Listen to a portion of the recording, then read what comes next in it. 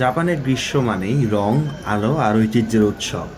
আর সেই উৎসবগুলোর মধ্যে সবচেয়ে বিখ্যাত এবং চোখ ধাঁধানো একটি হলো ইয়ামাহাকো জুঙ্কো, যা অনুষ্ঠিত হয় ঐতিহাসিক কিয়োতো শহরে।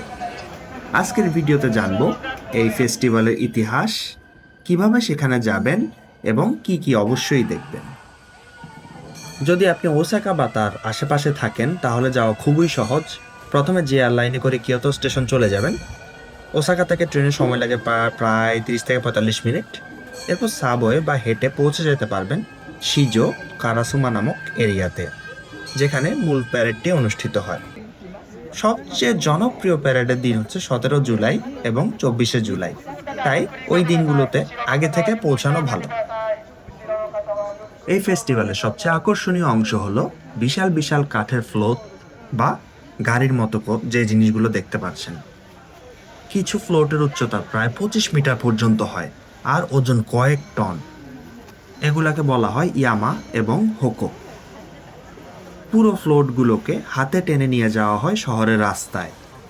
যখন বিশাল ফ্লোটগুলো মোড় নেয় তখন দর্শকদের চিৎকার আর ড্রামের শব্দে পুরো পরিবেশ কাঁপতে থাকে। এখন এই ইয়ামাহাকো জুঙ্কো আসলে কি এবং তা ইতিহাস নিয়ে একটু আলোচনা করব। ইয়ামাহাকো জুঙ্কো হলো জাপানের বিখ্যাত জিওন মাতসুরি ফেস্টিভ্যালের প্রধান প্যারেড। এই উৎসবের ইতিহাস প্রায় 1100 বছরেরও বেশি পুরনো। 869 সালে জাপানে যখন ভয়াবহ মহামারী ছড়িয়ে পড়ে, তখন মানুষ বিশ্বাস করত যে ন্যাচারাল কোনো শক্তিদের শান্ত করতে বিশেষ ধর্মীয় আয়োজন দরকার। সেই থেকেই শুরু হয় এই উৎসবের। বর্তমানে এটি শুধু ধর্মীয় অনুষ্ঠান নয়, বরং জাপানের একটি ঐতিহ্যবাহী শিল্প, কারিগরি আর সংস্কৃতির বিশাল এক প্রদর্শনী। যুদ্ধ, আগুন এবং প্রাকৃতিক দুর্যোগের পরেও এই উৎসব শত শত বছর ধরে টিকে আছে। বর্তমানে এটি জাপানের সবচেয়ে গুরুত্বপূর্ণ সাংস্কৃতিক উৎসবগুলোর একটি এবং ইউনেস্কো সাংস্কৃতিক ঐতিহ্যের অংশ হিসেবেও পরিচিত। আপনি খেয়াল করলে দেখবেন যারা এই ফ্লোটটি টানে তারা খুব সুন্দর ধরনের একটি পোশাক পরে আছে। পোশাকগুলোকে বলা হয় যে হাপ্পি কোট বা জাপানি ফেস্টিভ্যালের পোশাক। ফ্লোট টানা কর্মীরা সাধারণত সাদা পোশাক, হেডব্যান্ড এবং ঐতিহ্যবাহী স্যান্ডেল পরে তাদের পোশাকে প্রাচীন জাপানি প্রতীক এবং পরিবারের চিহ্ন দেখা যেতে পারে।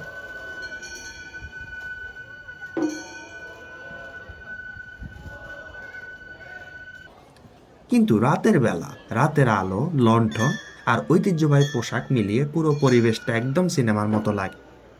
আমার মতে দিনের থেকে আপনি রাতে গেলে আশেপাশের বিভিন্ন ধরনের লাইটিং আর খাবার দাবারের স্টল, মার্কেটিং মিলিয়ে আর আশেপাশের পরিবেশটা মিলিয়ে উৎসবের একটা ফিল পাবেন।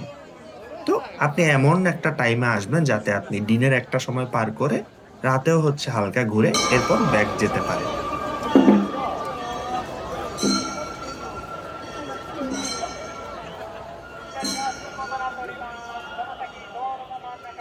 তো সন্ধ্যা ঘনিয়ে আসলো, আমিও বাসায় ফিরে যাব বলে ভাবছি।